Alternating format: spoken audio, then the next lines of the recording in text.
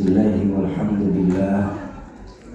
Ya da'imal fadli ala al-bariyah, ya basital yadaini bil atiyah, ya sahibal mawahidis saniyah. Salli ala sayyidina Muhammadin khairal bariyah, waghfir lana ya dal ula fi hadhihi al-ashiyah. Amma ba'du, yang saya muliakan, yang sudah meninggalkan tempat ini terlebih dahulu, Al-Mukarram Buya Haji Muhaimin.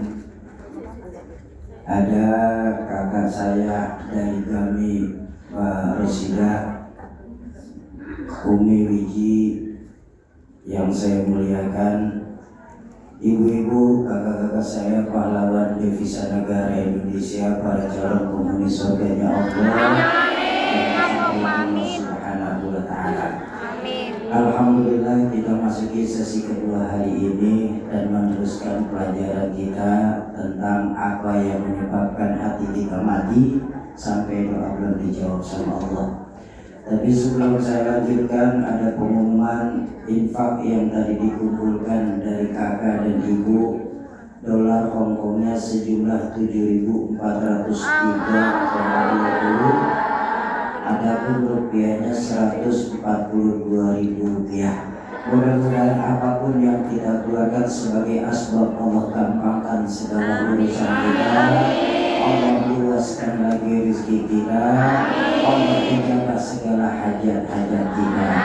Ala hadini wa ala likulli niyatin salihah wa ila hadratin Nabi Al-Fatihah. A'udzu billahi minasyaitonir rajim. Bismillahirrahmanirrahim. Alhamdulillahirabbil alamin. Arrahmanirrahim. Maliki yaumiddin. Iyyaka na'budu wa iyyaka nasta'in. Ihdinas siratal mustaqim. Siratal ladzina an'amta 'alaihim ghairil maghdubi 'alaihim waladdallin. Amin. Ibu, kakak, para calon penghuni surganya Allah. Yang pertama tadi yang menyebabkan hati kita mati menurut Imam Hasan Al-Basri apa? Araftumullah wa lam tu'addu haqqahu. Kita terlalu kenal sama Allah, tapi haknya Allah untuk disembah, kewajiban kita sebagai makhluk untuk menyembah, kadang-kadang tidak pernah kita laksanakan. Ayo di bulan Zulqa'dah ini kembalikan lagi nilai-nilai keimanan kita kepada Allah.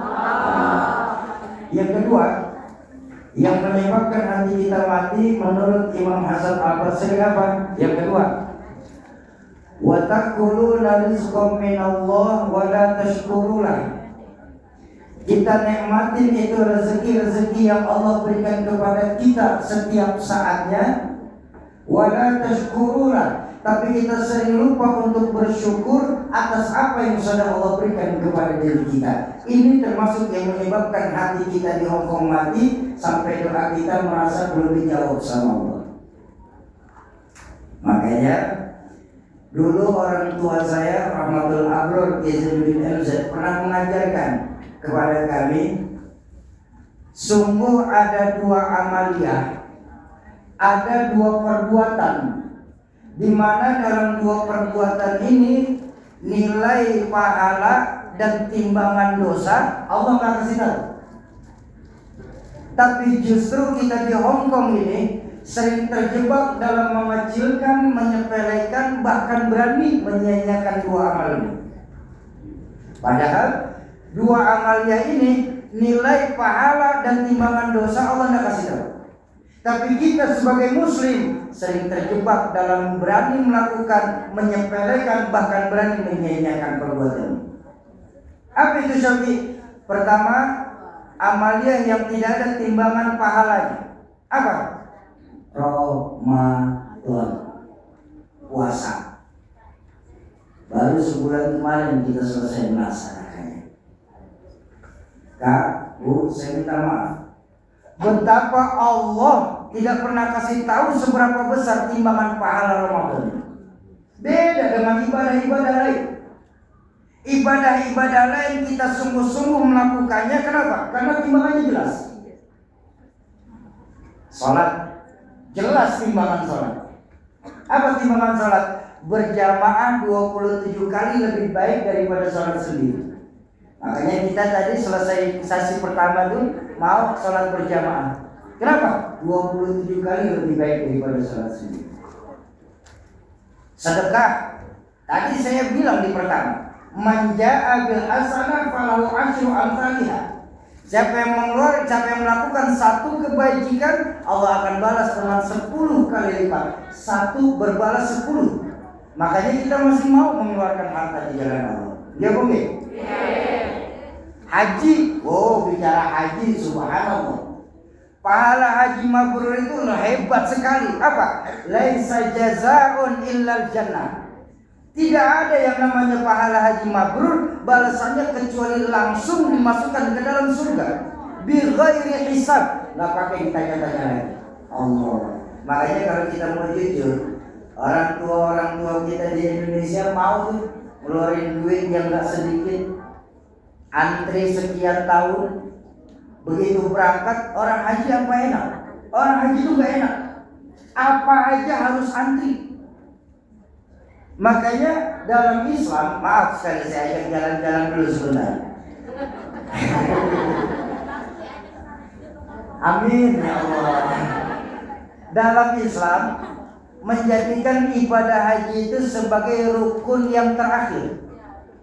Kenapa? Karena dalam ibadah haji 3 ibadah jadi satu, namanya haji. Ibadah itu kan ada 3. Ada ibadah jismiyah, ibadah maliyah, ibadah badaniyah. Ibadah jismiyah itu ibadah niat, zikir, ya. Terus sedekah banyak melakukan. Baca Quran, qaulan syadidan dengan mengucapkan tadi kalau kata Buya Muhammad dengan mengucapkan perbuatan ucapan-ucapan yang baik, itu termasuk ibadah jismiyah. Lalu ibadah maliyah, sedekah, bangun masjid, bangun pesantren, santuni yatim, itu ibadah harta. Ada ibadah badaniyah, ibadah badan, ibadah gerak, sholat, kumpul-kumpul di pengajian, kan nggak mungkin lewat online kumpul-kumpul, betul? Haji itu 3 ibadah jadi satu. Niat mesti ngucap, harta mesti keluar, badan mesti gerak. Betul? Syarat haji kalau kurang dari 3 ini belum tentu berangkat. Nih, duit punya, badan sehat, niat tidak ada. Mungkin ke Amerika, mungkin ke Mesir, mungkin juga ke Singapura kita bisa pulang pergi.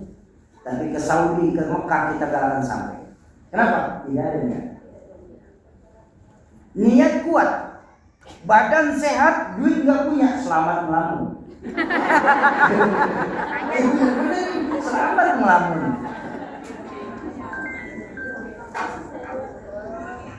Duit punya, badan sehat, duit punya, niat kuat, badan sakit.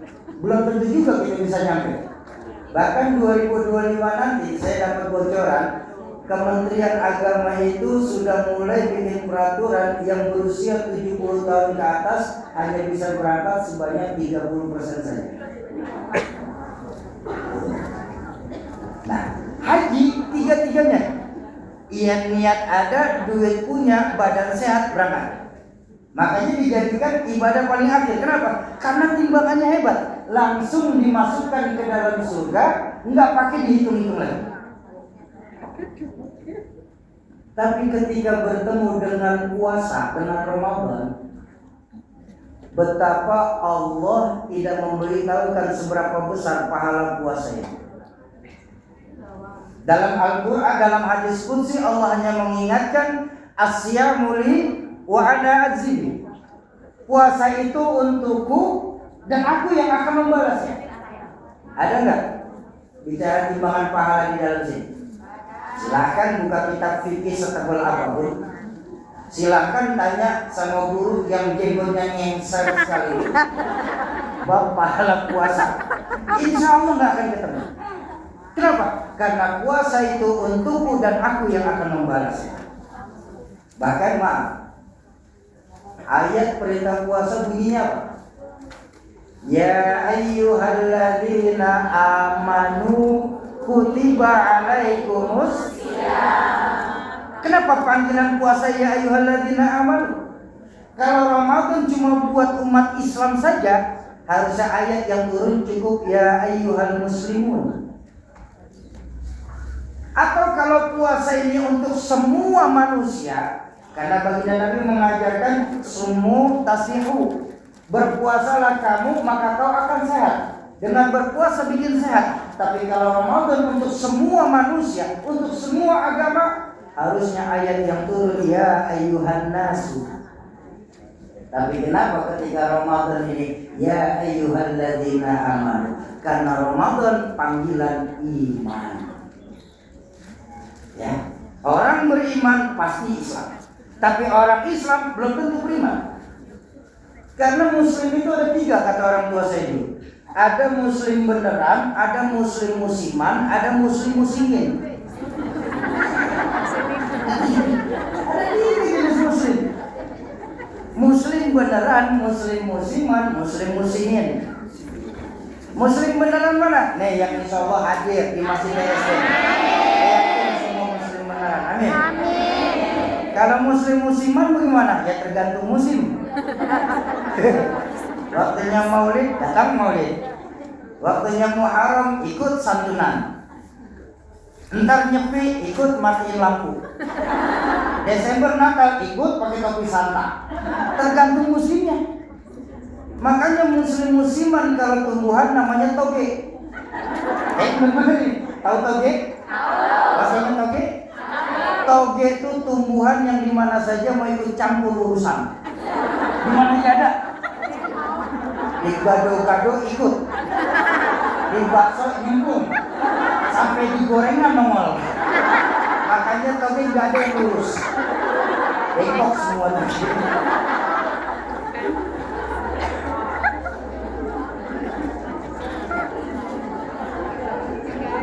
Itu muslim-musliman. Lah kalau muslim-muslimin bagaimana? Ngaku Islam.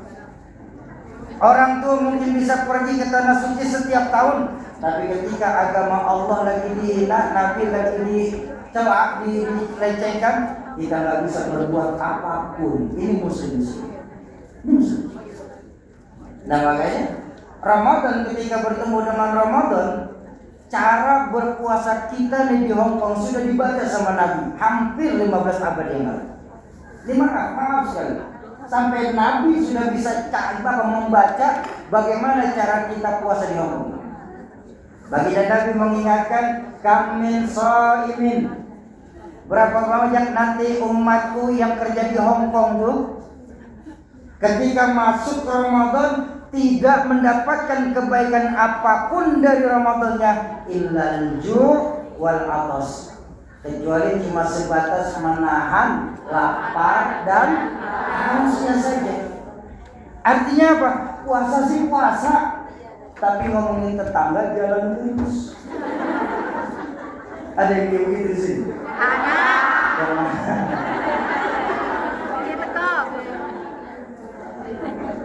Hadir. Aku.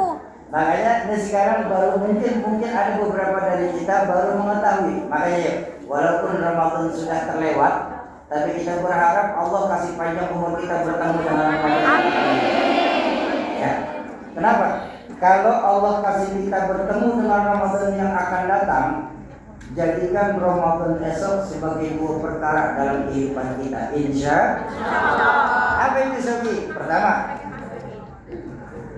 ya. Pertama, kalau Allah kasih ketemu kita Ramadan yang akan datang, pertama, jadikan Ramadan esok sebagai Ramadan terbaik yang kita lakukan. Kok begitu? Karena pahalanya Allah nggak kasih tahu di dalam. Ini kan saya minta maaf, banyak dari kita menjadikan Ramadan itu masih sebatas pertandingan. Coba, tahu kan pada pertandingan kan ya? Kakak ibu tahu kan pertandingan? minimal pertandingan 3 babak. Babak penyisihan, babak semifinal, dan babak final. Kita jadi Ramadan masih ini. Awal Ramadan disebut 10 hari pertama Ramadan babak penyisihan. Ya namanya babak penyisihan, semua tim turun ke lapangan ikut main. Gak bisa main pun boleh ikut main. Kenapa? Babak penyisihan.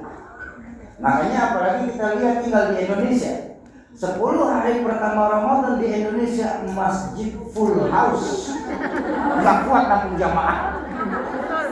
Betul. Kenapa? Babak penyisihan.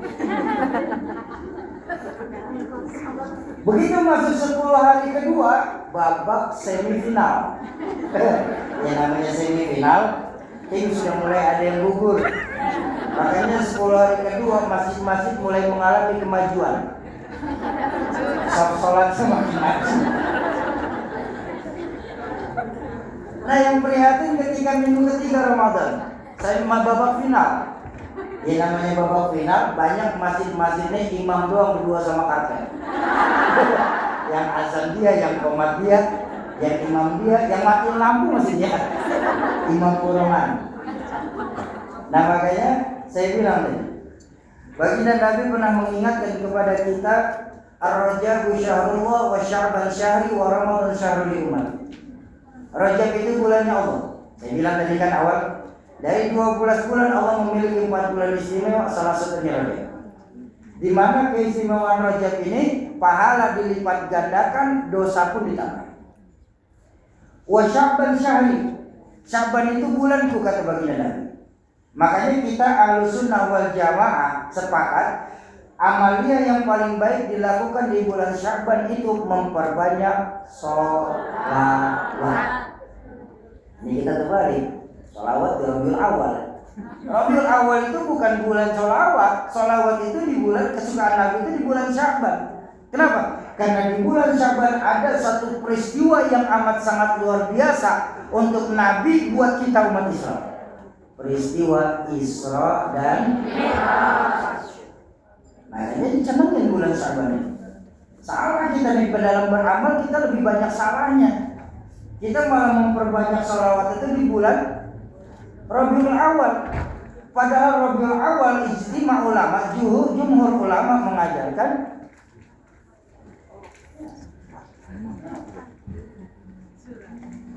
Surat cinta.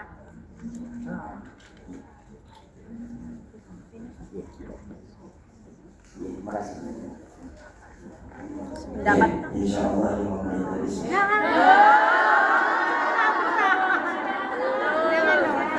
Nah, sampai jam berapa kita ngajinya? Jam 5. Sanggup.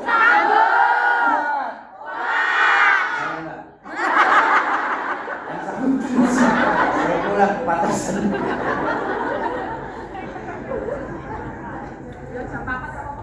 Oh, jam 4 Ramadan. Nggih. Tadi dulu.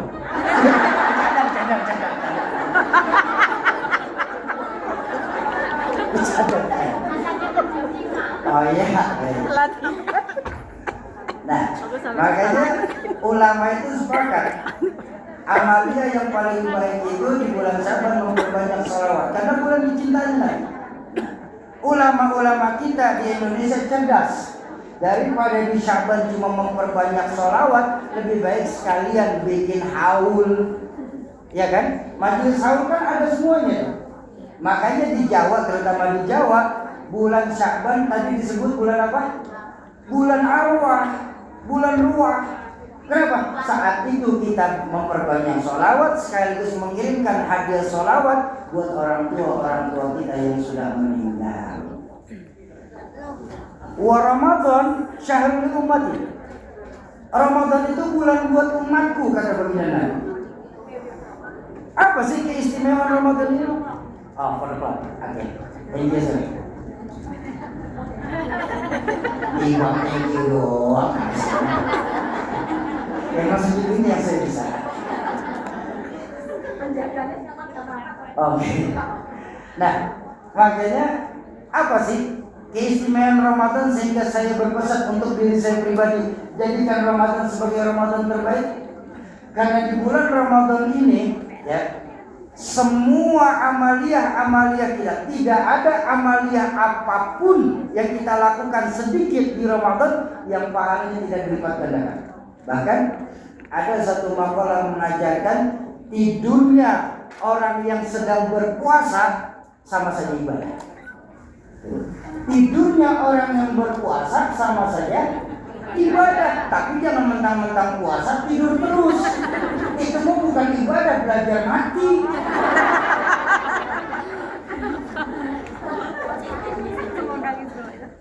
Memang apa keistimewaan Ramadan sehingga kita harus jadikan bulan yang terbaik?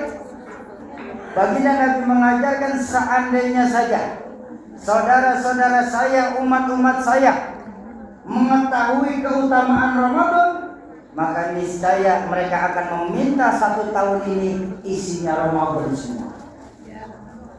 Masih istimewanya Ramadan.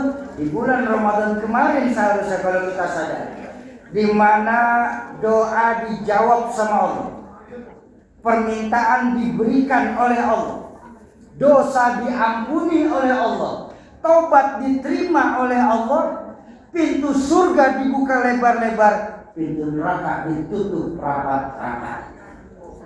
Tidak ada bulan yang istimewa untuk umat Islam kecuali Ramadan. Zulqa'dah, Zulhijjah, Muharram, Sya'ban, Rajab, itu memang pintu neraka, pintu surga dibuka karena Allah sedang berikan keberkahan buat kita. Tapi jangan lupa pintu nerakanya tidak ditutup. Makanya saya pesan tadi di awal, kalau masih senang berbuat dosa, hafalin 4 bulan ini. Kenapa? Cari dosanya yang kecil-kecil saja. Keluar dari masjid TST tukar sendal. Mama. Kalau ntar kejadian kehilangan sendal, omongan saya mandi juga.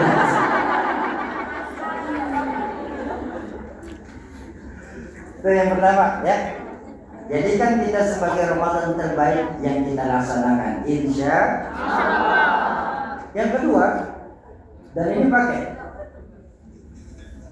kalau Allah kasih kita panjang umur bertemu dengan Ramadan yang akan datang. Yang kedua, jadikan Ramadan esok sebagai Ramadan terakhir yang kita lakukan. Kok begitu Syafi? Ada 2 alasannya. Kenapa saya bilang sebagai Ramadan terakhir? Pertama, alasan pertama, kenapa saya bilang jadikan Ramadan terakhir? Pertama, supaya timbul kekhusyuan kita dalam menikmati ibadah di bulan Ramadan.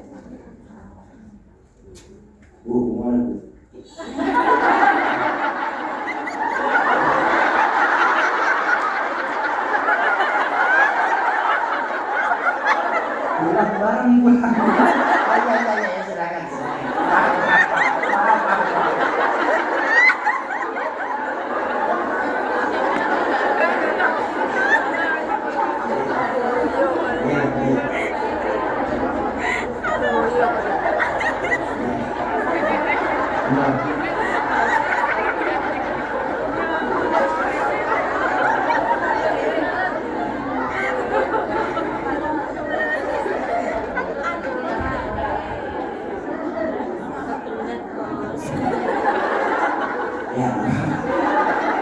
Besok pakai pempes besok. Jangan. Baik. Yang pertama, ya, supaya timbul kekhusyuan kita dalam menikmati ibadah di bulan Ramadan. Yang kedua, dan ini yang terpenting. Ya.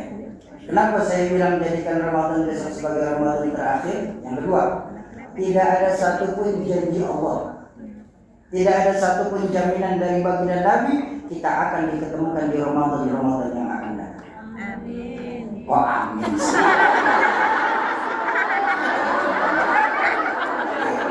Lamun. Yes. Lamun.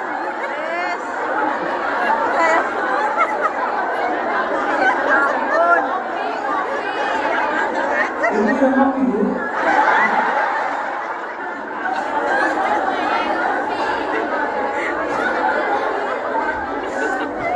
Wanter salah.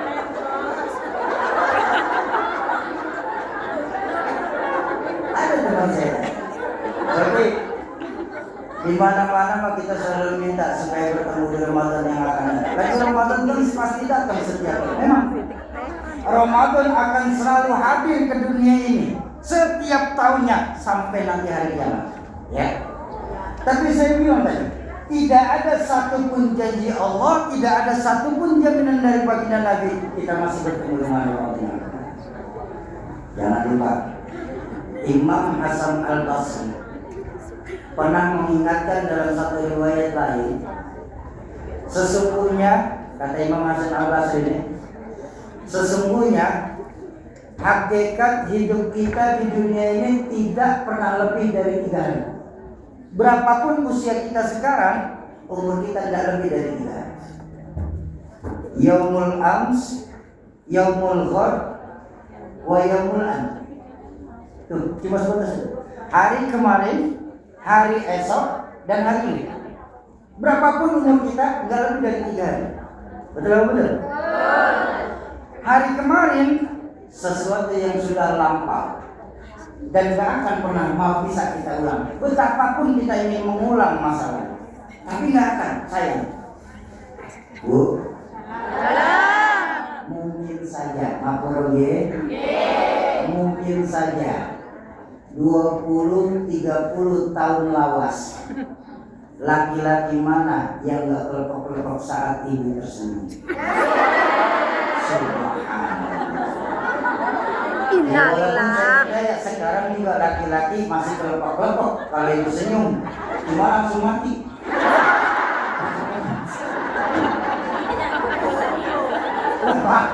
Saya minta maaf, tidak percaya. Nanti pulang silakan ibu-ibu saya berkata. Ada cermin kan?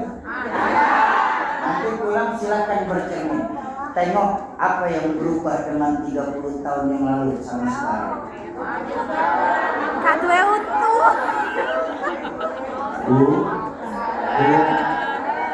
senyum ibu yang indah dengan gigi putih berseri. Sekarang satu demi satu mulai komisi.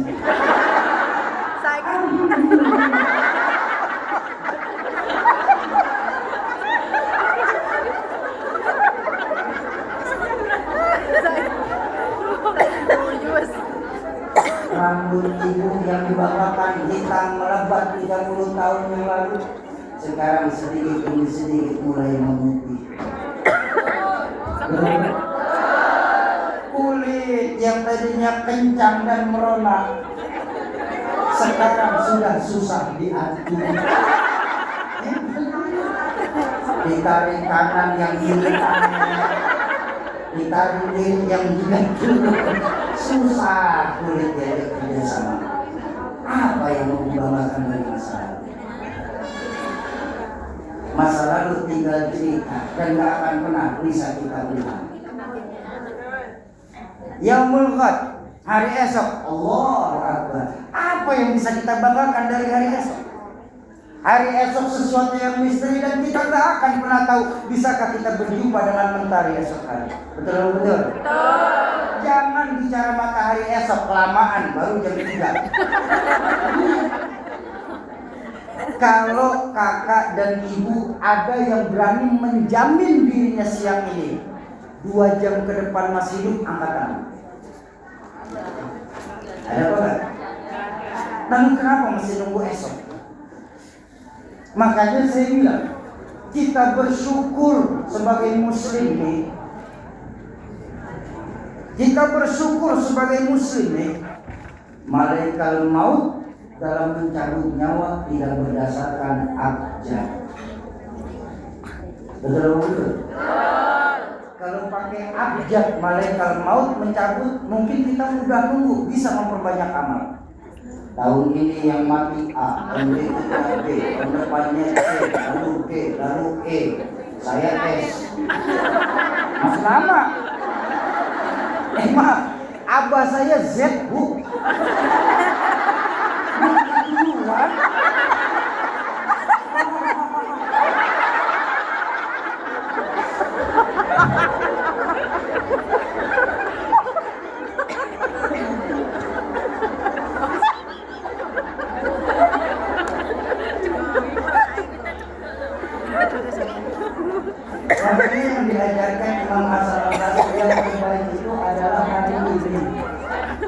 mumpung kita masih bisa bertemu dengan Ramadan, maka jadikan Ramadan esok sebagai Ramadan yang terbaik dan yang terakhir kita lakukan, insya kakak, ibu, para bidadari surganya Allah yang dicintai Allah Subhanahu wa Ta'ala. Itu yang pertama. Amalnya yang tidak ada timbangan pahala, tapi kita sering terjebak dalam perbuatan sia-sia, yaitu Ramadan. Jadi jadikan Ramadan esok sebagai dua perkara yang terbaik dan yang terakhir kita laksanakan, insya Allah. Yang kedua, diajarkan oleh orang tua saya Rahmatul Abdur Zainuddin MZ. Yang kedua, amalia yang tidak ada takaran dosa. Subhanallah, na'udzubillah, na'udzubillah. Kita ini di Hongkong sering terjebak dalam melakukannya, padahal amalia ini tidak ada timbangan dosa. Apa itu? Kufur nikmat. Hati-hati buat kakak, buat ibu, hati-hati. Betapa Allah gak pernah kasih tahu seberapa besar dosa kufur ini. Beda sama dosa-dosa lain. Dosa lain Allah kasih tahu timbangannya. Ini maaf, saya minta maaf. Zina itu Allah kasih tahu timbangan zina. Allah kasih tahu ancamannya. Apa ancaman orang yang berzina? Orang yang sekali melakukan perbuatan zina, sungguh mereka yang melakukan sekali tersebut akan direbus dalam neraka selama 40 tahun lamanya. Belum selesai, jangan dulu. Kenapa? Karena perbandingan waktu antara dunia akhirat, 1 hari di sisi Allah, 1000 tahun di dunia. Baru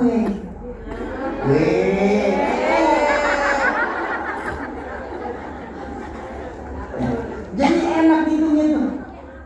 1 kali 360 dikali 40 dikali 1000.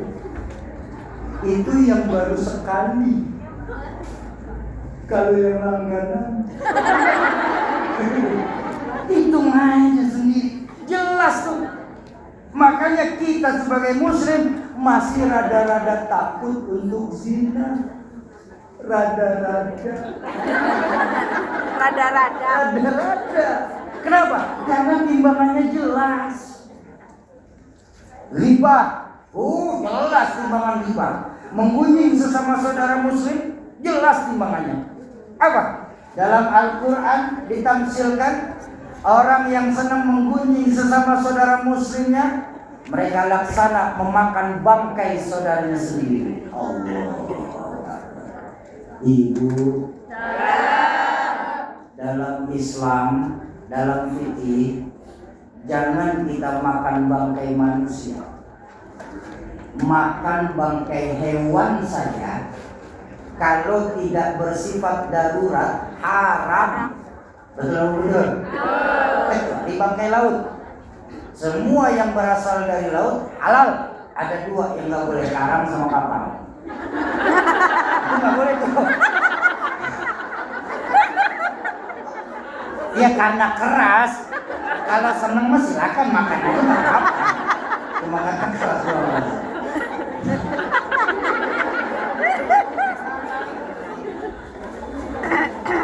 Nah makanya paham kan definisi bangkai itu? Hewan yang sudah mati kita konsumsi, itu bangkai itu namanya. Hewan yang sudah mati, saya tanya. Saya ingin tahu nih, mohon maaf, sedalam apa pengetahuan kakak ibu saya ini di Hongkong tentang fikih? Bu, halal mana, haram mana? Halal mana, haram mana? Ayam mati dipotong sama ayam mati terpotong. Ayam mati. Halal mana, haram mana? Ayam mati dipotong atau ayam mati terpotong? Ayam mati dipotong. Dua-duanya haram. Karena ayam mati. Iya, ayam mati dipotong haram. Yang halal ayam hidup dipotong.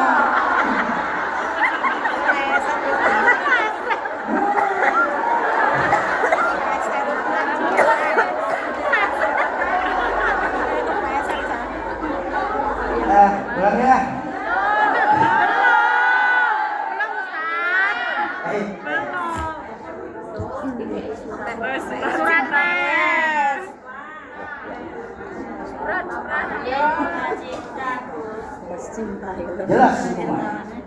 Tapi ketika bicara kufur nikmat, Allah nggak kasih tahu seberapa besar dosa kufur nikmat.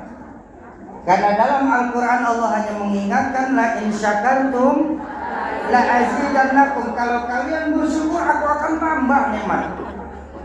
Wa la in kafartum, tapi apabila kalian kufur akan nikmat-nikmat yang aku berikan, pahlawan devisa negara, ingat baik-baik, inna azabi lasyadid, sungguh azabku sangat pedih adanya. Allah nggak kasih tahu seberapa besar azab Allah tentang kufur nikmat ini. Apakah lebih hebat daripada zina? Di mana zina 40 tahun kita direbus, atau jauh lebih ringan daripada riba yang ditafsirkan cuma laksana memakan bangkai saudaranya sendiri. Makanya saya mau tanya, Bu, dalam hidup kita ini lebih sering mana, syukur atau kufur? Syukur. Yang berani jawab syukur, alhamdulillah. Yang berani bilang kufur, luar biasa. Masya Allah. Yang jawab syukurnya yakin banyak syukurnya. Insya Allah. Ragu-ragu. Baik, mau tahu hitungannya? Karena Sayyidina Umar mengajarkan hasibu qabla an tuhasabu. Biasakan kita ngitung amal kita sendiri di dunia ini sebelum nanti Allah yang hitung. Kenapa? Kalau kita hitung amal kita sendiri, kalau masih ada yang kurang bisa kita tambah. Tapi ketika Allah yang sudah menghitungnya, tidak ada sedikit pun amal kita yang akan lolos dari hitungannya. Dari 24 jam kita pecah secara rata menjadi 3 bagian. Waktu normal untuk bekerja menurut ilmu profesional itu 8 jam. Betul? Lebih dari 8 jam wajib kena lemburan. Iya kan? Bahkan kalau ibu di Indonesia, bahkan ngurusin rumah tangga saja lebih dari 8 jam pasti marah-marah sama suami sama anak. Karena Allah hanya maksimalkan kita untuk bekerja 8 jam. Waktu normal untuk beristirahat menurut ilmu profesional juga 8 jam. 8 jam untuk kerja, 8 jam untuk istirahat. Masih ada 8 jam terakhir. Maaf, jangan bicara kita banyak syukur. Mau impas saja, impas. Seharusnya 8 jam ini kan kita maksimalkan ibadah. Saya tanya, berapa banyak dari 8 jam ini kita maksimalkan buat ibadah?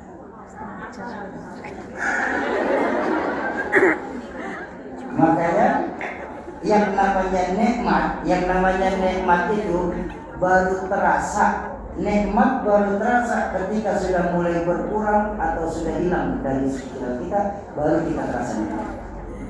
Tapi ketika nikmat itu masih ada di tengah-tengah kita lupa, kita tidak menjadikan itu sebagai nikmat. Kenapa? Sehingga kita lupa untuk bersyukur atas apa yang Allah berikan. Contoh saja. Ibu, kakak, kita baru bisa merasakan nikmatnya tidur saat mata kita sedang berpijak. Betul. Kita baru bisa merasakan nikmatnya makan saat gusi kita sedang bengkak.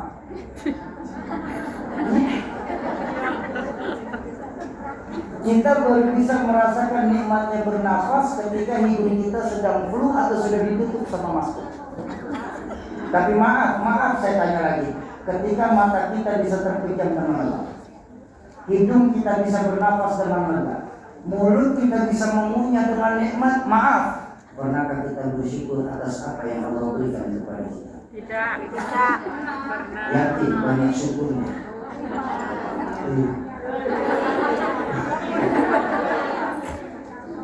Loh Sauki, terus caranya bagaimana Sauki supaya kita banyak bersyukur? Karena cuma 8 jam nih. Mudah. Bagaimana caranya? Pertama, jangan tinggalkan kewajiban kita sebagai muslim untuk beribadah kepada Allah. Yang kedua, dan ini yang terpenting, ini seringkali kita jadikan alasannya. Apa?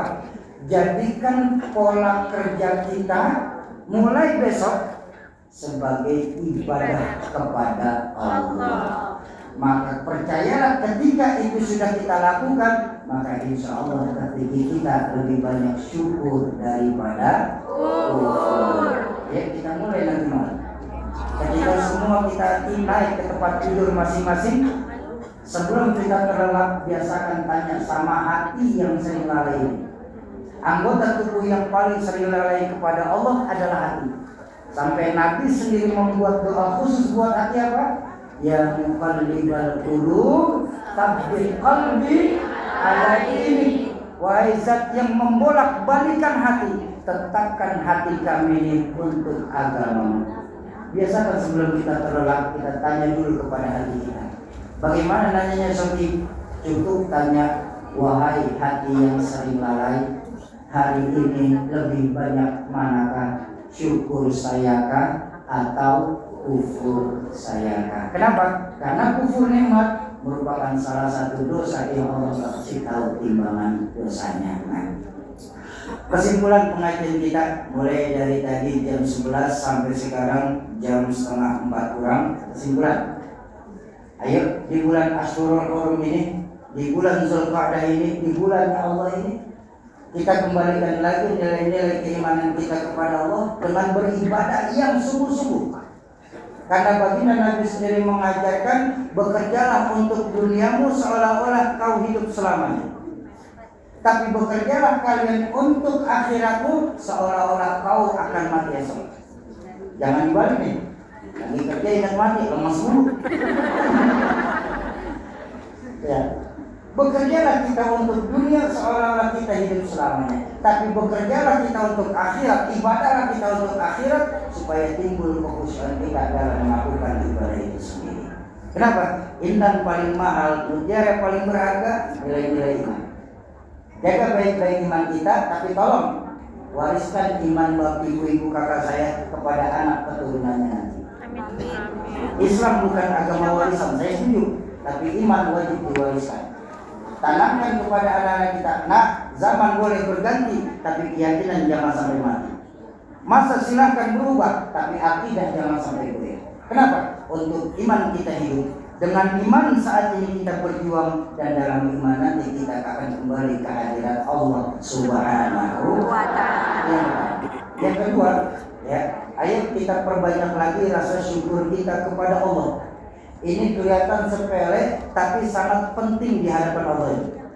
Ya, bahkan dalam satu riwayat hadis qudsi, baginda Nabi bersabda, Allah berfirman dalam hadis qudsi, "Man lam yashkur ala na'mai wa la yasbir ala balai." Barang siapa yang tidak pernah bersyukur dan tidak pernah bersabar. Ini dua ayat, tidak bersyukur dan tidak bersabar. Apa ancaman Allah? Falyakhruj min tahtis samai. Silakan kalian keluar dari kolong langitku. Keluar kalian. Waliyatlub rabban siwaya. Cari Tuhan selain aku. Ya. Nah, makanya amal yang terbaik di bulan Zulqa'dah ini diajarkan oleh ulama-ulama memperbanyak istighfar.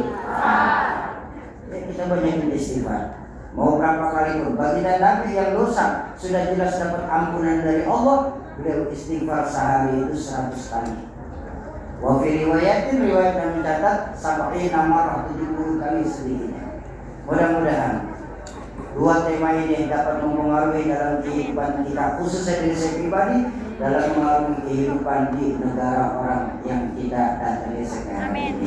Terakhir sama-sama kita baca suratul Fatihah. Kita tunjukkan Fatihah kita buat orang tua kita, guru-guru kita, keluarga, sahabat dan kerabat kita yang terlebih dahulu mendahulukan kita. Khusus mandi sama habun dan sahabat dulu. Setelah pas riwayat Yazid bin Abdullah bin Hadas itu fadilah bin Yamin. Semoga lewat Quran Fatihah yang kita bacakan, Allah ampuni segala dosa beliau-beliau. Allah lapangkan alam kubur beliau-beliau. Allah jadikan alam kubur beliau-beliau sebagai taman dari taman surga. Yang kedua, untuk kita semua, orang tua kita, guru-guru kita, keluarga, sahabat dan kerabat kita yang pada sore hari ini sedang kurang sehat, semoga lewat keberkahan ilmu, keberkahan Fatihah yang kita bacakan sebagai penyebab Allah angkat segala penyakitnya. Allah sehatkan kembali rohani jasmaninya. Allah kumpulkan di tengah keluarga tanpa kurang satu apapun. Yang ketiga, untuk kita semua yang hadir di majelis ilmu sore hari ini, sebuah makalah mengajarkan majelis ilmu ay majelis yustajabu fihi doa. Majelis ilmu itu majelis tempat diangkatnya doa. Semoga lewat keberkahan dari majelis ilmu yang kita miliki, keberkahan Fatihah yang kita baca, keberkahan dari yang membawa berkah baginda Rasulullah Sallallahu Alaihi Wasallam, sebagai pertanda apabila ada yang sedang punya hajat, Allah percepat terkabulkan. Allah gampangkan segala urusannya.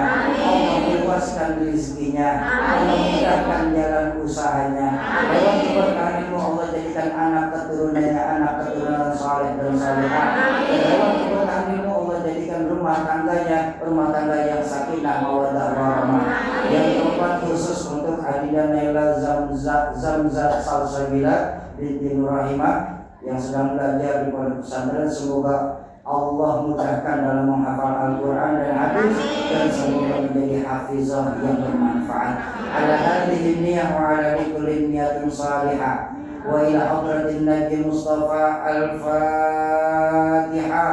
A'udzu billahi minasy syaithanir rajim. Bismillahirrahmanirrahim. Alhamdulillahi rabbil alamin. Ar-Rahmanir Rahim. Maliki yaumiddin. Iyyaka na'budu wa iyyaka nasta'in. Ihdinas siratal mustaqim. Siratal ladzina an'amta 'alaihim ghairil maghdubi 'alaihim waladdallin. Amin. Astagfirullahaladzim, astagfirullahaladzim, astagfirullahaladzim. Bismillahirrahmanirrahim. Alhamdulillahirabbil alamin.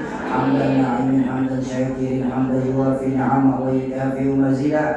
Ya Rabbana lakal hamdu wa lakal syukru kama yanbaghi li jalali wajhika wa 'azimi sultanik. Allahumma ya daimal fadli 'alal bariyah, ya basital yadaini bil 'atiyah, ya sahibal mawahibis saniyah, shalli 'ala sayyidina Muhammadin khairul bariyah, waghfir lana ya dzal 'ula fi hadhihi al-'ashiyah.